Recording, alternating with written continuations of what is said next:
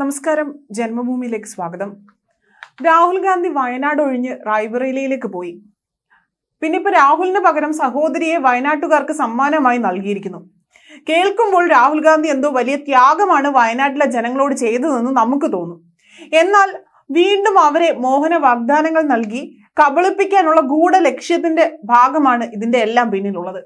അതാണ് വയനാട്ടുകാർ ഇനിയെങ്കിലും മനസ്സിലാക്കേണ്ടത്.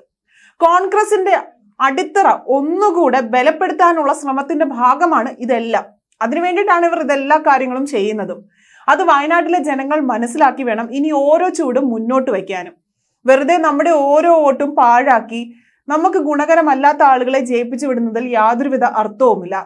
രാഹുലിനെതിരെ രൂക്ഷ വിമർശനം ഉന്നയിച്ചുകൊണ്ട് മുൻ കേന്ദ്രമന്ത്രി വി മുരളീധരനും അതേപോലെ തന്നെ BJP സംസ്ഥാന അധ്യക്ഷനുമായ K സുരേന്ദ്രനും ഇപ്പോൾ രംഗത്ത് വന്നിട്ടുണ്ട്. രാഹുൽ ഗാന്ധി വയനാട്ടിലെ ജനങ്ങളെ വഞ്ചിച്ചു.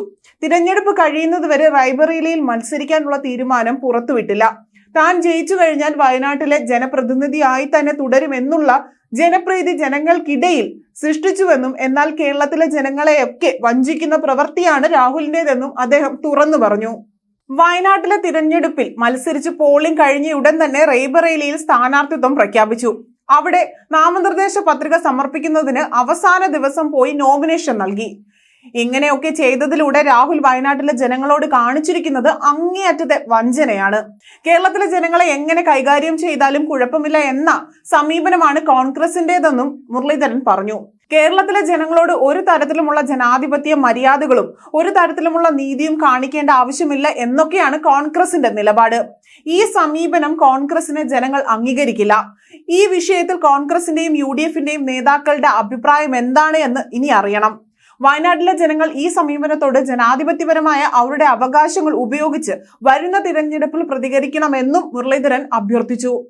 അതേസമയം വയനാട് ഉപതെരഞ്ഞെടുപ്പിലെ പ്രിയങ്ക ഗാന്ധിയുടെ സ്ഥാനാർത്ഥിത്വത്തിൽ രൂക്ഷ വിമർശനവുമായി രംഗത്തെത്തിയിരിക്കുകയാണ് BJP സംസ്ഥാന അധ്യക്ഷനായ K സുരേന്ദ്രൻ. വയനാട് രണ്ടാം വീടാണെന്ന് രാഹുൽ ഗാന്ധി പറഞ്ഞപ്പോൾ ഇത്രയും കരുതിയില്ല എന്നും കുടുംബക്കാരെ മുഴുവൻ കൊണ്ടുവന്ന് മത്സരിപ്പിക്കാനാണ് തീരുമാനമെന്നും സുരേന്ദ്രൻ പരിഹസിച്ചു. കോൺഗ്രസ് കുടുംബാധിപത്യ പാർട്ടിയാണ് എന്നും അദ്ദേഹം വിമർശിച്ചു. പാലക്കാട് ഉപതെരഞ്ഞെടുപ്പിൽ റോബർട്ട് വാദ്രയെ കൂടി നിർത്തിയാൽ കുടുംബാധിപത്യം സമ്പൂർണമായി എന്ന് സുരേന്ദ്രൻ പരിഹസിച്ചു. കേരളത്തിൽ കോൺഗ്രസിന്റെ നേതാക്കൾ ആരു നിന്നാലും ജയിക്കാത്തത് കൊണ്ടാണോ പ്രിയങ്ക ഗാന്ധിയെ മത്സരിപ്പിക്കുന്നതെന്ന് സുരേന്ദ്രൻ ചോദിച്ചു. വയനാട് കുടുംബമാണ് എന്ന് പറഞ്ഞിട്ട് കുടുംബക്കാരെ കൊണ്ടുവന്ന് മത്സരിപ്പിക്കുന്നതെന്നും അദ്ദേഹം പരിഹസിച്ചു.